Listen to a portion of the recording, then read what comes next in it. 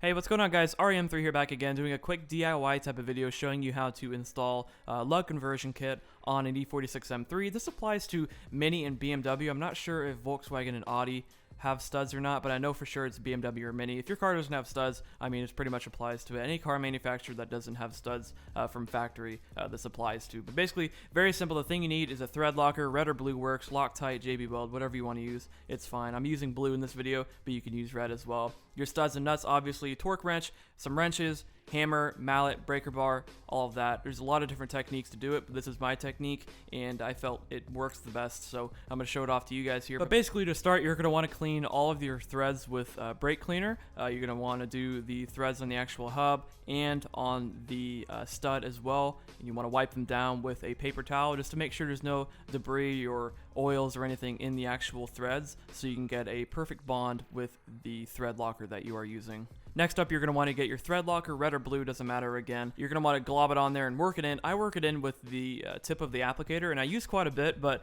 I don't think it's going to hurt anything, so I just apply a lot into the threads, and you work it in there into the threads. Don't like glob it on and then work it in. Actually, you work it into the threads with the applicator. I feel like this is the easiest way to do it. And once it's all coated, you're going to want to work it in with your hand. I work it in with my hand here, but then I have a little hex wrench I use to tighten it a little bit more before we go and actually torque it down. So now we're going to want to torque these down to about 25-30 foot-pounds of torque. It doesn't need a lot because remember, you're mounting your wheels on, and you're going to be torquing those down to 80 to 90 foot-pounds of torque as well, depending on your manufacturer, whatever they suggest. But basically, we're going to be doing the reverse nut method. You can also do it with the hex key, but I feel like whenever you torque it down, when you get near the torque range, it starts to skip and it starts to strip the inside of the bolt, and I just prefer this method. It works a lot better. Basically, what we're going to want to do is have the cones facing each other. You're going to put one nut there, reverse with the nut, with the cone facing towards you, and then you're going to have another nut on top of that with the cones facing each other. So you're going to have the nut face towards you, as you see here in the video, and basically you're going to want to tighten those together,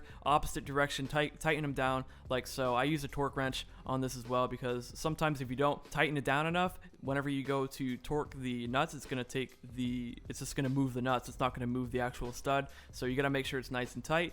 But next we're going to want to actually torque the studs down. So grab your torque wrench and set it to 25-30 foot-pounds, doesn't matter. I use 25 in the video here, and then you're going to want to tighten it down just to lock it all in there. And now we're going to want to torque the stud down, and again, it doesn't take a lot, 25 to 30 foot-pounds of torque. Honestly, a quarter turn usually does it.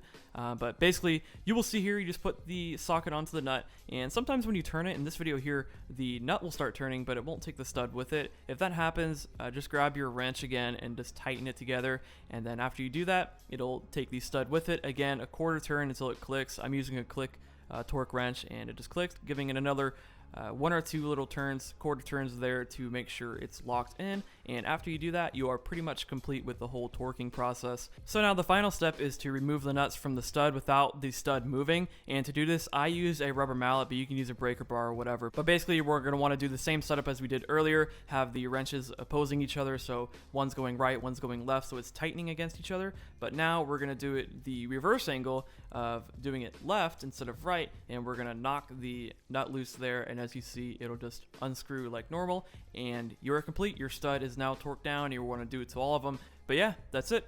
That's pretty much how to install a stud conversion kit on the E46 M3. Again, BMW Mini, any kind of car manufacturer that doesn't use studs, this is how you do it. If you guys enjoyed it, like, comment, subscribe, all of that. Really appreciate it, and I'll see you guys in the next video.